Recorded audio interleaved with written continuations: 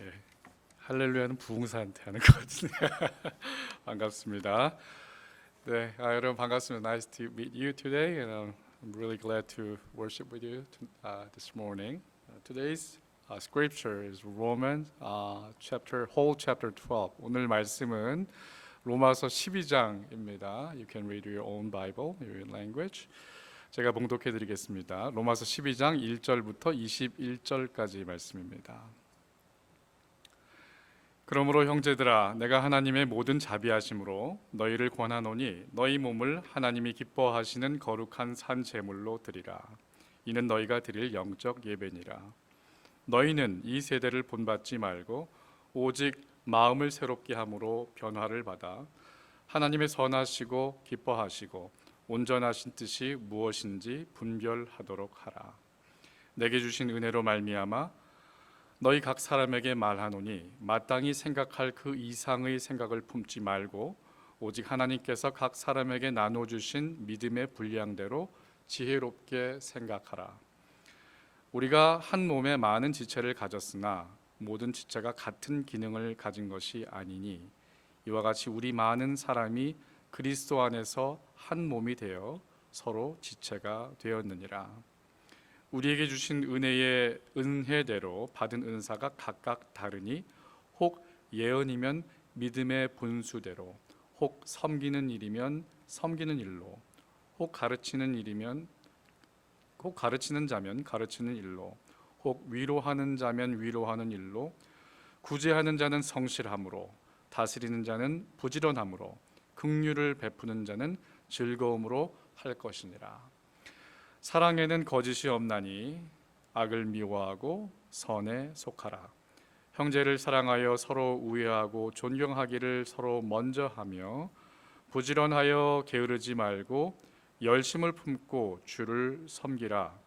소망 중에 즐거워하며 환난 중에 참으며 기도에 항상 힘쓰며 성도들의 쓸 것을 공급하며 손 대접하기를 힘쓰라. 너희를 박해하는 자를 축복하라. 축복하고 저주하지 말라. 즐거워하는 자들과 함께 즐거워하고 우는 자들과 함께 울라. 서로 마음을 같이하여 높은 데 마음을 두지 말고 도리어 낮은 데 처하며 스스로 지혜 있는 채 하지 말라. 아무에게도 악을 악으로 갚지 말고 모든 사람 앞에서 선한 일을 도모하라. 할 수 있거든 너희로서는 모든 사람과 더불어 화목하라. 내 사랑하는 자들아, 너희가 친히 원수를 갚지 말고 하나님의 진노하심에 맡기라. 기록되었으되 원수 갚는 것이 내게 있으니 내가 갚으리라고 주께서 말씀하시니라.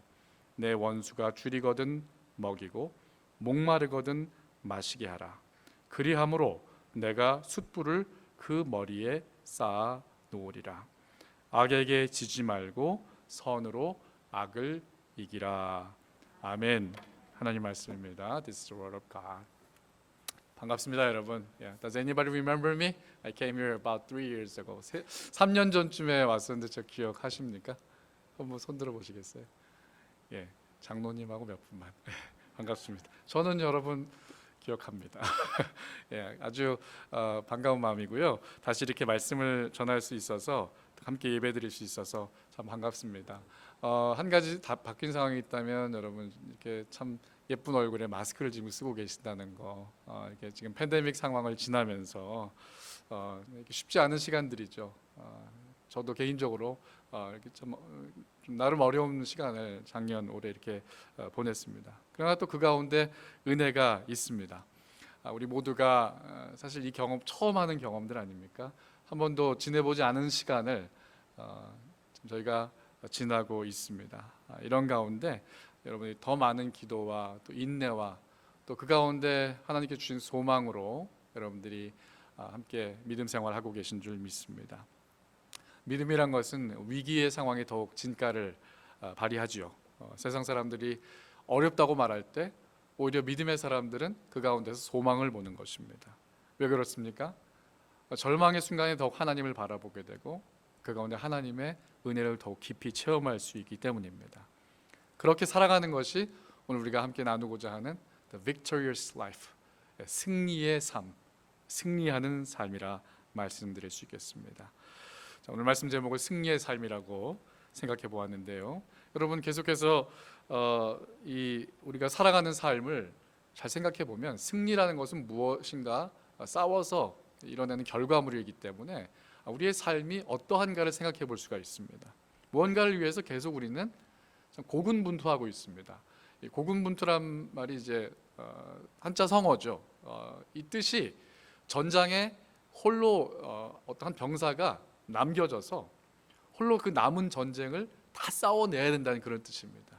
그래서 고군분투한다는 것이죠. 우리 삶이 참 이와 비슷합니다. 우리는 전 세계적인 이 유행병 팬데믹과 지금 싸우고 있습니다. 질병과 싸울 뿐만 아니라 그로 이야기된 여러 가지 그런 사회적인 소셜 이슈들이 있습니다. 또 가정적인 문제들도 있습니다. 개인적인 문제, 경제적인 문제, 공동체와 그런 삶의 문제들이 막 뒤섞여 있죠. 어떻게 보면 이렇게 매일매일의 삶은 우리는 좀 보이지 않는 그런 싸움 속에서, 추억을 속에서 살아가고 있는 것입니다. 성경에서도 우리의 삶을 이와 같이 비유하고 있습니다. 마치 전쟁을 치르고 있는 것과 같다라고 성경은 말씀하죠. 에베소서 6장 12절 말씀을 잘 아시죠? 우리의 삶은 싸움은 싸움인데 서로 치고받는 주먹 다짐의 싸움이 아니라 창과 칼을 든 그런 눈에 보이는 싸움이 아니라 영적인 싸움이다라고 말합니다. 눈에 보이지 않는 정사와 권세와 이 어둠의 세상 주관자들과 하늘에 있는 악한 영들에 대한 싸움이다라고 바울 사도는 에베소서에서 말씀하고 있는 것이죠. 여러분, 보이는 싸움은 오히려 전세가 보이기도 하고 내가 그 전쟁이 가늠되기 때문에 오히려 그 전쟁을 치르는데 좀 다른 마음이 들 수 있습니다. 그러나 보이지 않으면 오히려 쉽게 더 나태할 수도 있고요, 더 좌절하기도 쉽습니다.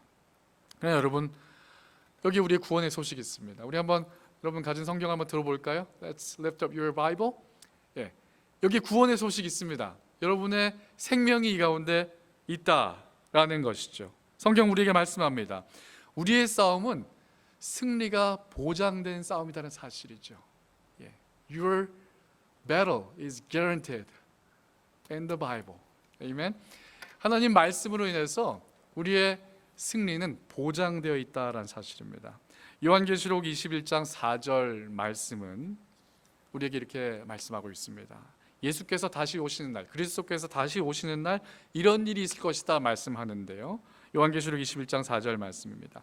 내가 들으니 보좌에서 큰 음성이 나서 가로되 보라, 하나님의 장막이 사람들과 함께 있음에 하나님이 저희와 함께 거하시리니 저희는 하나님의 백성이 되고 하나님은 친히 저희와 함께 계셔서 모든 눈물을 그 눈물에서 씻기심에 다시 사망이 없고 애통하는 것이나 곡하는 것이나 아픈 것이 다시 있지 아니하리라고 말씀합니다. 그렇습니다. 여러분, 보통 전쟁이라는 것은 그 결과물이 전쟁을 다 치르고 난 다음에 보여지는 건 아닙니까? 특별히 일반적인 전투에서는 사병들이 그냥 앞에서 사력을 다해서 죽을 힘을 다해서 다 싸우고 나서 뒤에 사령관이 가서 그 진지의 적군의 진지의 깃대를 딱 굽고 victory 하고 외치면 그 전쟁이 끝나는 것이죠. 그런데 우리 그리스도인의 전쟁은 사뭇 다릅니다. 어쩌면 정반대라고 할 수 있어요. 우리가 싸우고 나서 전쟁을 선포받는 것이 아니라 이미 예수께서 전쟁을 승리하시고 우리는 그 승리를 바라보며 앞으로 나아가고 전진하고 있는 것입니다. 그리고 계속해서 말씀드립니다. 이 전쟁은, 이 싸움은 승리가 보장되어 있는 것입니다. 구원은 보장되어 있습니다. 결코 변개함이 없습니다. 떨어지지 않습니다. 하나님 나라를 보장받았습니다. 그런데 또한 우리의 삶의 자리에서 딜레마도 있습니다. 성경에서는 우리 앞에 앞으로 눈물도 없고 고통도 없고 보장된 최종 승리가 있을 것이라고 말씀하지만 현실에서 우리의 삶은 그렇게 만만하지가 않습니다. 여전히 현실은 막막하고 앞을 알 수가 없고 두려움과 고통이 존재합니다. 삶은 치열합니다. 쉽지 않습니다. 어떻게 이겨나가야 할까요? 오늘 우리가 함께 읽은 말씀 가운데서 그 해답을 여러분 함께 발견하고자 합니다. 로마서 12장은 여러분 성경에서 어떻게 보면 여러분들이 가장 많이 읽는 말씀이기도 하고 또 잘 알려진 말씀입니다. 로마서는 바울의 서신서 중 가장 대표적인 그러한 말씀으로 꼽히기도 합니다. 구원에 대해서, 구원받은 성도의 삶에 대해서 너무나 논리정연하고 명확하게 설명하고 있기 때문입니다. 로마서는 전체가 16장으로 되어져 있습니다. 이 로마서 16장 전체를 두 파트로 나눌 수 있는데요. 첫 번째 파트가 1장에서 11장까지의 본문이 되겠습니다. 여기까지는 구원의 내용에 대해서, What is salvation? 구원이 무엇이냐에 대해서 우리에게 가르쳐주고 있습니다. 그렇다면 그 나머지 부분은 무엇일까요? 12장부터 16장까지는 무엇을 말씀하고 있느냐? So what? 네가 구원받았습니까? 당신 구원받았습니까? 그렇다면 how to live? 어떻게 살아야 될 것입니까에 대해서 말씀하고 있는 것이죠. 그래서 로마서가 위대한 것입니다. 우리가 구원이 무엇이다라고 우리에게 그냥 캐스트하고 던져주고 끝나는 것이 아니라 이제 구원받은 자의 삶이 구체적으로 무엇인가를 우리에게 하나하나 알려주고 있는 것이죠. 오늘 이 로마서 12장이 바로 그 단초가 되는 첫 번째 단추를 여는 장이 되는 것입니다. 구원은 이것이다, 복음이란 이런 것이다 라고 선포하고 나서 이렇게 살아야 된다라는 말씀인 것이죠. 그리스도께서 완전한 승리를 보장하시고 선포하셨는데 과연 우리는 그 승리의 삶을 어떻게 바라보고 어떤 믿음을 가지고 살아갈 것인가? 오늘 성경은 우리에게 말씀하고 있습니다. 오늘 특별히 본문을 통해서 우리가 이 보장받은 승리, 완전한 승리에 대해서 살펴보고자 합니다. 세 가지로 나누어 생각해 보겠습니다. 첫 번째는 승리의 삶을 위한 첫 번째 발걸음은 영적인 삶이다라는 것이죠. 영적인 예배, the spiritual worship입니다. 1절 말씀 보시죠. 성경을 펼치시기 바랍니다. 우리 성경 가지신 분들 아니면 우리 본문을 영상으로 보시면서 같이 한번 읽겠습니다. 같이 읽습니다. 그러므로 형제들아, 내가 하나님의 모든 자비하심으로 너희를 권하노니 너희 몸을 하나님이 기뻐하시는 거룩한 산 제물로 드리라. 이는 너희가 드릴 영적 예배니라. 아멘. 승리를 위한 첫 번째 발걸음 무엇이라고요? 영적인 예배인 것입니다. 여러분, 예배의 본질은 무엇일까요? 예배가 무엇이라고 생각합니까? 아니, 여러분 왜 예배 드리러 나오셨습니까? 그러면 좀 더 명확한 답을 얻을 수 있겠죠. 하나님을 만나기 위해서 왔습니다. 하나님과 교제하기 위함입니다. 우리의 모든 삶은 바로 하나님과의 인격적인 만남, 그 지속적인 관계에서 시작되어집니다. 그 관계로 결정되어집니다. 예배는 바로 하나님과의 우리의 관계를 올바르게 인도하는 길이라는 것이죠. 그렇다면 우리는 어떻게 하나님 앞에 온전한 예배로 나아갈 수 있을까요? 여러분, 제가 아까 장로님하고 예배 전에 잠깐 말씀 나누니까 우리 미시안 한인교회는 그래도 상당히 일찍 이 대면 예배를 열어서 이렇게 함께 여러분 나와서 예배 드릴 수 있다라는 말씀을 들었습니다. 얼마나 감사한 일인지 모릅니다. 시카고 지역에는 아직도 그것이 어려운 교회들도 상당히 많습니다. 중요한 건 온라인으로 예배를 드리다가 어려운 그런 환경에서 우리가 예배를 드리다가 이렇게 이제 예배당에 나와서 찬양도 직접 같이 여러분과 나눌 수 드리고 성도의 교제를 나누는 것, 여러분 이것이 온전한 예배일까? 예배의 모습으로 그렇게 보일 수 있습니다. 이것도 중요하고 귀합니다. 그러나 이것은 형식의 차이일 뿐이고 오늘 성경에서 말씀하고 있는 예배의 본질적인 의미는 그보다 훨씬 깊은 차원의 것을 다루고 있습니다. 그것은 바로 영적인 예배다라는 것입니다. The spiritual worship을 말씀하고 있습니다.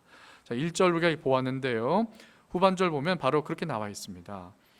너희 몸을 하나님이 기뻐하시는 거룩한 산 제물로 드리라. 이것이 너희가 드릴 영적 예배이다라고 말씀하고 있습니다. 구약 시대의 예배란 하나님과 화목하기 위하여서 드려지는 화목 제물로 시작되었습니다. 나의 죄를 대신해서 짐승을 잡고 그 짐승의 피와 기름을 태워서 예물로 드림으로써 하나님 앞에 죄를 속죄받을 수 있었던 것입니다. 그러함으로 하나님과의 관계가 회복되었습니다. 그것이 첫 번째이기도 하고 유일한 길이 되었습니다. 그러나 우리는 이제 더 이상 피뿌림의 제사를 드리지 않아도 됩니다. 왜 그렇습니까? 그리스도께서 십자가에서 단번에 죽으심으로 그 모든 제사를 없이 하셨기 때문입니다. 제사의 의미가 필요가 없어졌다는 것이 아니라 그 필요를 다 채우셨기 때문에 그렇습니다. 이 모든 죄를 반복할 필요 없이 단번에 용서하시고 우리를 회복하셨습니다. 그러면 이제 주님께서 우리에게 원하시는 제사란 무엇일까요? 바로 산 제물, 영어 성경으로 보니까 the living sacrifice라고 되어 있습니다. 여러분, 이것이 어떤 인신 공양처럼 살아있는 그런 그 제물을 드리는 그런 끔찍한 예배 제물이 아닌 것은 아실 것입니다. 여기서 말씀하고 있는 living sacrifice는 뭘까요? 제일 가까운 말을 찾으라면 삶의 예배, the life sacrifice라고 말씀드릴 수 있겠습니다. 여러분의 삶으로 드리는, 살아있는 자가 드리는 예배인 것입니다. 구약의 제사는 성막에서 제사장의 손을 통해서만 이루어질 수 있었습니다. 성막 안에는, 회막 안에는 성소 가운데서도 가장 귀중한 곳을 다루는 커튼이 쳐져 있습니다. 그것을 지성소라고 부릅니다. 그래서 성소와 지성소, 보통 때는 성소에서 예배를 드리다가 그 지성소는 소위 대속죄일이라고 불려지는 1년에 단 한 번에 있는 가장 큰 속죄일에 모든 백성의 죄를 제물을 드리고 와서 제사장이 한 번에 드릴 수 있는, 그러한 제사장도 한 번에 함부로 들어갈 수 없는 아주 거룩하고도 두려운 그런 곳이었습니다. 오죽하면 제사장이 그곳에 들어갈 때 발에 줄을 묶어서 혹시 잘못된 예배로 그곳에서 징계를 받고 죽음을 얻게 되면 그를 끌어내기 위해서 발에 끈을 묶기도 했었습니다. 그런데 우리는 이제 더 이상 그런 제사법이 필요가 없죠. 왜요? 그리스도께서 십자가에 못 박히시고 우리의 죄를 모두 사하셨을 때 어떤 일이 일어났습니까? 그 거룩한 지성소를 나누었던 휘장, 더 커튼이 찢어졌기 때문입니다. 어디에서 찢어졌다고 말씀하고 있습니까? 성경을 자세히 보신 분들은 위에서 아래로 찢어졌다라고 말합니다. 성소의 휘장이 위에서 아래로 갈라지더라. 예수께서 십자가에 못 박히실 때 그러한 일이 일어났습니다. 여러분, 이것이 굉장히 중요한 의미입니다. 위에서 아래로 갈라졌다는 것은 누군가 인위적으로 밑에서 찢었다는 것이 아닙니다. 하나님께서 우리와 하나님의 사이를 주님의 대속하심으로 열어 놓으셨다라는 사실입니다. 더 이상 짐승을 잡는 그러한 예물이 필요한 것이 아니라 이제는 그리스도를 통하여서 그 보혈을 덧입어 우리가 주님 앞에 날마다 나아갈 수 있는 것이죠. 사랑하는 성도 여러분, 승리하는 삶, 이기는 삶을 원하십니까? 그렇다면 하나님과의 관계가 제일 먼저 우선되어야 한다는 사실을 기억하시기 바랍니다. 하나님과의 관계는 바로 예배하는 삶, 예배하는 삶의 라이프 스타일에서 시작되는 것입니다. 하나님이 기뻐하신 삶의 방식은 예배하는 삶입니다. 거룩한 삶의 예배에서 시작된다는 것이죠. 세상적으로 아무리 부유하고 성공한 듯한 사람이라고 하더라도 예배가 없는 삶은, 하나님과의 관계가 없는 사람은 그 사람은 승리를 얻는 사람이 아닙니다. 이 세상에서 반짝하고 보이는 것 같지만 그의 삶은 보장되지 않았습니다. 계속해서 두려움과 그러한 앵자이티를 가지고 살아가야 되는, 어떻게 보면 참 불쌍한 인생입니다. 물질과 성공은 우리에게 찰나적인 즐거움을 줄 수 있을지 모르지만 그것은 영원을 제공하지 못하기 때문입니다. 영원한 기쁨은 오직 우리 주님 안에만 있습니다. 할렐루야! 주님 안에만 있습니다. 예배를 통해서 주님의 임재를 경험하는 그러한 성도는 그 어떠한 어려움 속에서도 그러하게 소망을 잃지 않게 되는 것이죠. 기쁨으로 살아갈 수 있습니다. 바로 이것이 승리의 첫 번째 걸음입니다. 두 번째, 승리하는 삶의 두 번째 단계는 분별하는 삶이다, 이렇게 볼 수 있겠습니다. 2절 말씀 똑같이 읽으시죠. 너희는 이 세대를 본받지 말고 오직 마음을 새롭게 함으로 변화를 받아 하나님의 선하시고 기뻐하시고 온전하신 뜻이 무엇인지 분별하도록 하라. 여러분, 여기서 분별하라라는 말씀이 나오는데 이 분별이라는 말을 주목해서 보겠습니다. 성경에서 분별이라는 말은 종종 지혜, 명철, 판단력, 선악을 구분하는 능력, 의롭게 살아가는 그런 지혜, 이런 의미로 자주 사용되어집니다. 우리는 주로 바른 마음과 올바른 그런 생각을 가진 사람을 보고 저 사람 분별력이 있는 사람이다, 생각이 있는 사람이다, 이렇게 말하죠. 악에게 지지 않고 선한 능력으로 살아가기 위해서 먼저 우리는 이 생각을 지켜야 됩니다. 마음을 지켜야 됩니다. 잠언서 4장 23절은 우리에게 말씀하죠. 무릇 지킬 만한 것보다 더욱 내 마음을 지키라. 이는 생명의 근원이 여기에서 남이니라. 우리의 마음이 어디서, 우리의 생명의 근원이 어디서 시작된다고요? 우리의 마음, 우리의 생각에서 시작됩니다. 여러분의 모든 결정, 삶의 라이프 스타일은 바로 이 마음 먹기에서 달려져 있습니다. 이 마음의 변화가 실제로 우리의 삶의 변화를 일으킵니다. 구원받은 자의 삶의 실제 모습은 여기에서 일어나는 것이죠. 지혜와 명철에 대해서 잠언서 9장 10절 말씀에서는 또한 이렇게 말씀합니다. 여호와를 경외하는 것이 지혜의 근본이다. 거룩하신 자를 아는 것이 명철이다 라고 말씀합니다. 즉 지혜와 분별력의 시작은 하나님을 경외하고 하나님을 두려워하고 사랑하고 하나님을 아는 것이라고 성경은 명시하고 있는 것입니다. 오늘 본문 2절 말씀도 바로 그것을 우리에게 말씀하고 있습니다. 하나님의 뜻이 무엇인지 그것을 살피라. 그것을 갈망하라. 그것이 무엇인지 부지런히 연구하라. 그것이 무엇인지 말씀을 통해서 날마다 발견하라. 하나님의 뜻을 분별하는 것은 바로 하나님의 뜻에 의지해서 거기에 순종해서 살아간다라는 말씀입니다. 그렇다면 우리는 어떻게 하나님의 뜻을 분별하고 그 뜻대로 살아갈 수 있겠습니까? 첫 번째 오늘 읽은 2절 말씀에서 보니까 두 가지를 보게 됩니다. 본받지 말고라고 말하고 있고요. 그리고 새롭게 하라라고 말하고 있습니다. 자, 본받지 말라는 것은 무엇을 본받지 말라고 합니까? 이 세상을 본받지 말라. 이 세대를 본받지 말라라고 말씀합니다. 여러분, 하나님의 방법과 악한 영이 주관하는 이 세상의 방법은 정반대입니다. 하나님의 방법은 무엇일까요? 하나님의 방법은 한 가지밖에 없습니다. 바보스럽고 우직할 정도로 하나밖에 없습니다. 그것은 바로 사랑입니다. 하나님은 이 모든 것을 사랑으로만 하십니다.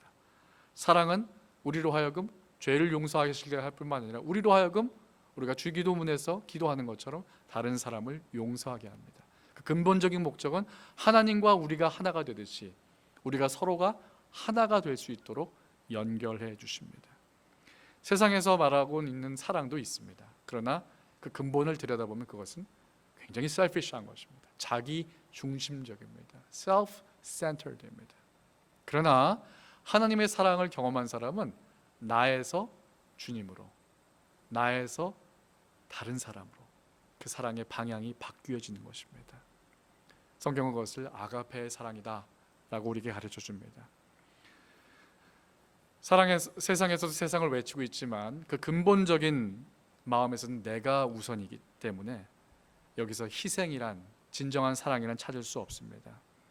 참된 사랑이란 희생과 헌신이 반드시 그 속에 있습니다. 여러분 한번 생각해 보십시오. 여러분이 기억하고 있는 진정한 사랑은 반드시 희생이 있었습니다. 반드시 헌신이 있었습니다. 그것이 영원한 사랑입니다. 그 어떤 것도 이 사랑을 바꿀 수 없습니다. 그것은 바로 하나님의 사랑입니다. 하나님의 사랑은 나를 살리기 위해서 자신을 포기하신 사랑입니다. 자기의 가장 사랑스러운 아들 독생자 예수를 내어놓으셨습니다. 그리스도께서 나를 위하여서 죽으셨습니다. 바로 그것이 오늘 말씀드리고 있는 참된 사랑, 이 세상과 다른 방법인 것입니다. 여러분, 이 세상에도 의인이 있습니다. 의를 위해서 희생하는 사람도 있습니다. 로마서 5장 7절과 8절 말씀 이렇게 말씀합니다. 의인을 위하여 죽는 자가 쉽지 않고 선인을 위하여 용감히 죽는 자가 혹 있거니와 우리가 아직 죄인 되었을 때에 그리스도께서 우리를 위하여 죽으심으로 하나님께서 우리에 대한 자기의 사랑을 확증하셨느니라 말씀합니다. 하나님의 사랑은 영원합니다. 여러분, 그 사랑을 본받을 때 우리는 승리의 삶으로 나아갈 수 있는 것입니다. 두 번째로 마음의 변화를 받으라 2절 말씀에서 말씀하고 있습니다. 여러분, 모든 변화의 시작은 마음에서 시작된다고 말씀드렸죠. 그렇다면 진정한 변화는 어디에서 시작될까요? 누구로부터 비롯되어야 될까요? 여러 가지 여러분 디서플린도 하고 훈련도 하고 어떤 그런 레졸루션도 세울 수 있습니다. 계획을 세울 수도 있습니다. 그러나 그보다 먼저 되어야 될 것이 있습니다. 그것은 바로 그리스도의 사랑을 깨닫는 것입니다. 여러분은 왜 사랑이 위대하다고 할까요? 사랑이 위대한 이유는 우리를 변화시키기 때문입니다. 여러분, 희생과 순종이 있는, 희생과 헌신이 있는 사랑은 반드시 누군가를 변화시키게 되어 있습니다. 마음을 움직이게 되어 있습니다. 바로 변화시키게 하는 새로운 능력, 그것이 바로 그리스도의 사랑, 나를 위하여서 십자가에 죽으신 그 사랑에서 발견되는 것입니다. 그 사랑을 깨달을 때 우리는 비로소 우리의 삶의 새로운 길로 발걸음을, 변화의 길을 내어드릴 수 있는 것입니다.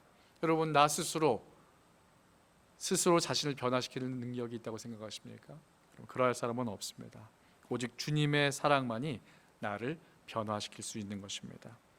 아직은 우리가 완전하지 않죠. 모난 부분도 있고 아직은 혈기도 있고 다듬어지지 않은 그런 모습입니다. 그러나 여러분 기억하십시오. 하나님의 사랑을 한번 경험한 사람은 그 사랑 안에서 계속해서 자라가고 변화되어 가는 것입니다. 우리의 마음밭이 처음에는 돌짝밭과 가시밭처럼 돼 있었다가 점점점 옥토밭으로 하나님의 은혜의 열매, 사랑의 열매로 바뀌어져 가는 것입니다. 보혜사 성령께서, 보혜사라는 뜻은 우리와 함께 하시는 성령님의 뜻입니다. 우리와 함께 계시기 때문에 우리를 계속해서 도와주시겠다 약속하셨습니다. 여러분, 주님의 사랑을 바라보십시오. 그 영원한 사랑을 확신하시기 바랍니다. 그 속에서 변화되고 있는 자신을 분명히 발견할 수 있을 것입니다. 주님의 사랑을 확신하기만 하면 지금은 좀 모자란 것 같아도 어느 순간 돌아봤을 때 주님께서 나와 동행하시고 나의 삶을 인도하신다는 사실을 깨닫게 될 것입니다. 그리고 어느 순간 이 세상을 이전보다 더 큰 발걸음으로 승리하고 있는 자신을 발견하게 될 줄 믿습니다. 마지막으로 승리하는 삶의 세 번째 단계를 생각해 보겠습니다. 바울 사도는 먼저 우리에게 이 세 달을 본받지 말고 마음을 새롭게 하라고 말씀하셨습니다. 자, 새롭게 된 이 마음 가운데 이제 우리는 무엇을 채워야 할까요? 그것은 바로 하나님의 선하심입니다. 하나님의 사랑입니다. 하나님이 주신 선한 능력으로 살아가는 것, 바로 그것이 승리하는 삶의 세 번째 단계입니다. 자, 3절 말씀 같이 읽겠습니다. 내게 주신 은혜로 말미암아 너희 각 사람에게 말하노니 마땅히 생각할 그 이상의 생각을 품지 말고 오직 하나님께서 각 사람에게 나누어 주신 믿음의 분량대로 지혜롭게 생각하라. 아멘. 여러분, 믿음의 분량대로라는 그런 말씀을 생각해 보겠습니다. 믿음의 분량이란 하나님께서 우리에게 필요한 만큼의, 또한 우리의 공동체 가운데, 우리 교회 가운데 또 나 자신에게 그 필요한 믿음을 적절하게 주셨다라는 그런 말씀입니다. 6절에도 비슷한 말씀이 등장합니다. 같이 또 6절 읽어보실까요? 우리에게 주신 은혜대로 받은 은사가 각각 다르니 혹 예언이면 믿음의 분수대로, 그러면서 쭉 이어지고 있습니다. 여러분, 하나님은 우리에게 각각 다른 믿음의 분량과 각각 다른 은사들을 주셨습니다. 왜 그럴까요? 이것이 차별일까요? 그렇지 않습니다. 이것은 조화로움입니다. 과연 그런가 보겠습니다. 4절과 5절 읽겠습니다. 4절 5절 같이 봅니다. 우리가 한 몸에 많은 지체를 가졌으나 모든 지체가 같은 기능을 가진 것이 아니니 이와 같이 우리 많은 사람이 그리스도 안에서 한 몸이 되어 서로 지체가 되었느니라. 여러분, 4절과 5절을 잘 보면은요, 반복되는 단어가 있습니다. 성경에서 어떤 단어가 반복되면 주의해서 보셔야 됩니다. 중요한 의미를 담고 있기 때문이죠. 어떤 단어를 보십니까? One body, 헬라어로 소마라고 하는데요, 한 몸이라는 것입니다. 이것은 그냥 일반적으로 부르는 어떤 그 몸이 아니라 유기체적인, 굉장히 연결되어 있는 완전한 몸을 말합니다. 여러분, 여기 오신 분들 다 건강하게 잘 이렇게 계십니다. 우리가 몸을 보면서 특별히 이제 연세가 들어가신 분들은 좀 이렇게 한두 군데 아파오기 시작하잖아요. 그러면서 젊을 때 몰랐던 그러한 몸의 소중함을 깨닫습니다. 내가 이렇게 건강하게 걸을 수 있었던 것, 이렇게 50견이 온 분들은 팔을 자유롭게 움직일 수 있었던 것, 하다못해 우리가 지금 참 이렇게 건강하게 숨 쉬었던 것, 마스크를 지금 쓰고 답답하게 있는데 그런 것이 얼마나 소중한 일이고 고마운 일인지를 깨닫게 되는 것입니다. 바로 그와 같습니다. 우리의 몸의 지체 중에서 정말 새끼손가락 하나도 중요하지 않지 않듯이, 이것이 다 중요하듯이 하나님께서 우리 모두를 그렇게 보고 계시다는 사실입니다. 모양은 다를지 모르지만 이 모든 것이 조화롭게 이루어서 무엇을 이룬다고요? 한 몸을 이루는 것입니다. 하나님의 선하심 우리 마음에 담는다는 것, 하나님의 선하심을 바라본다는 것은 바로 그렇게 하나님의 마음으로 나 자신을 바라볼 뿐만 아니라 우리 지체들을 바라보고 교회를 바라보고 성도를 바라보고 이 세상을 바라본다라는 의미입니다. 바로 그와 같이 이제 우리가 다 읽지는 않겠습니다. 우리 본문을 6절부터 21절까지 이어지는 말씀은 그러한 내용을 아주 요약해서 우리에게 말씀해주고 있습니다. 자세하게 설명하고 있습니다. 간단히 이것을 요약하면 그리스도 안에서 한 몸을 이룬 우리가 하나님의 마음으로 서로를 섬기며 서로를 세워주는 일에 힘쓰자는 것입니다. 그것이 한 몸을 이루는 것입니다. 그것이 온전한 몸을 이루는 길입니다. 이것은 서로 관계가 좋은 사람에게만 잘하라는 그런 뜻이 아니라 심지어 나를 대적하는 사람에게까지 그렇게 하라라고 말씀할 수 있습니다. 여러분, 이것이 쉬운 일이 아니죠. 17절 말씀입니다. 제가 읽어드리겠습니다. 아무에게도 악을 악으로 갚지 말고 모든 사람 앞에서 선한 일을 도모하라. 여러분, 어떻게 나에게 악하게 하는 사람에게 선하게 대할 수 있을까요? 운전을 하다가 어그레시브하게 나한테 하고 가는 사람만 보더라도 마음이 벌렁벌렁해지는 게 사실 우리의 감정입니다. 그런데 나에게 손해를 입히고 나에게 피해를 입힌 사람을 사랑하라? 대단히 어려운 일처럼 보입니다. 그러나 그러한 가운데서도 그 분노에 지지 않고 그 감정에 지지 않고 승리하는 비결이 있습니다. 19절 말씀 보시겠습니다. 다 같이 읽겠습니다. 내 사랑하는 자들아, 너희가 친히 원수를 갚지 말고 하나님의 진노하심에 맡기라. 기록되었을 때 원수 갚는 것이 내게 있으니 내가 갚으리라고 주께서 말씀하시니라. 아멘. 여러분, 악한 상황 속에서 대적자를 만난 상황 가운데서도 승리하는 비결이 있다고 말씀드렸습니다. 바로 그것은 하나님께 그 모든 것을 맡기는 것입니다. 하나님의 선하심을 바라본다는 것은 장래의 결과만을 믿고 바라보는 것뿐만 아니라 지금 현재 일어나는 일도 하나님께서 선한 방법으로 해결하실 것이라는 사실을 믿고 그 모든 것을 하나님 앞에 맡기는 것입니다. 내가 판단하고 스스로의 분노에 사로잡히는 것이 아니라 하나님의 판단에, 하나님의 진노하심에 그것을 맡기는 것입니다. 그러할 때 분노는 사라지고 내게 대적을 향했던 사람에 대한 긍휼의 마음이 남게 되는 것입니다. 바로 그 모습을 우리는 예수 그리스도를 통하여서 발견할 수 있습니다. 십자가 위에서 예수님은 자기를 못 박는 사람들 향해서 뭐라고 말씀합니까? 주여 저들을 용서하옵소서라고 간구합니다. 십자가에서 승리가 완전한 승리였다는 것은 바로 예수님의 이 간구 가운데 있습니다. 악한 자들을 용서하는 예수님의 완전한 용서, 완전한 사랑, 완전한 희생, 바로 이것이 승리인 것입니다. 여러분, 진정한 승리는 나에게 잘하는 사람에게만 잘하는 것이 아니라 내 원수까지 사랑하는, 여러분, 이것이 진정한 승리임을 믿으시기 바랍니다. 이것이 진정한 하나님의 선하신 능력이기 때문에 그렇습니다. 21절 같이 한번 보실까요? 읽겠습니다. 악에게 지지 말고 선으로 악을 이기라. 여러분, 승리의 최종 단계는 무엇일까요? 악에게 지지 않고 선으로 이기는 것입니다. 악을 악으로 갚는 것이 아니라 오히려 악한 자에게 선한 은총을 내어주는 것. 여러분, 이것이 진정한 승리입니다. 21절 읽었는데 20절 말씀 보면 재미있는 구절이 있습니다. 내 원수가 줄이거든 먹이고 목마르거든 마시우게 하라. 그리함으로 내가 숯불을 그 머리에 쌓아 놓으리라. 여러분, 숯불이 머리에 있으면 얼굴이 어떻게 될까요? 붉게 달아오르겠죠. 예.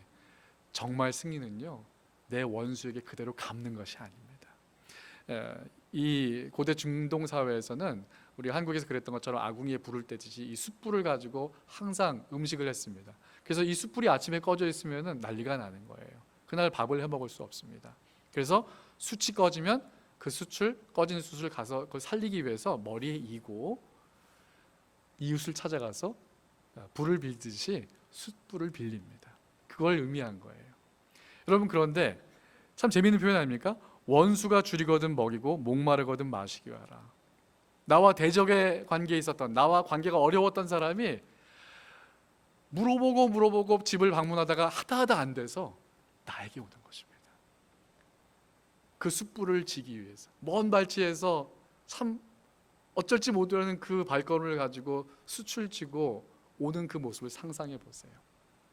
여러분, 어떠한 삶을 원하십니까?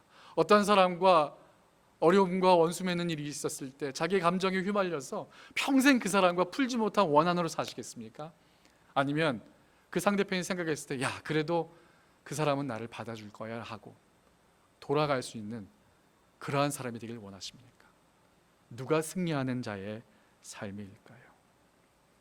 사랑의 승리는 바로 이것입니다. 내가 원수 맺은 사람이었더라도, 나와 불편한 관계에 있었던 사람이라도 내가 용서하고 그 사람이 나와 다시 화해할 수 있는 그러한 삶, 여러분, 이것이 진정한 사랑의 승리인 것입니다. 말씀을 마치겠습니다. 우리는 죄악과 미움과 시기가 가득한 세상 가운데 살아가고 있습니다. 하나를 당하면 두 배로 갚으라는 것이 이 세상의 법칙입니다. 하나님의 선하심을 잃어버린 이 세상에 바로 그러한 모습으로, 평화가 없는 모습 가운데 우리는 참 갈등하며 살고 있습니다.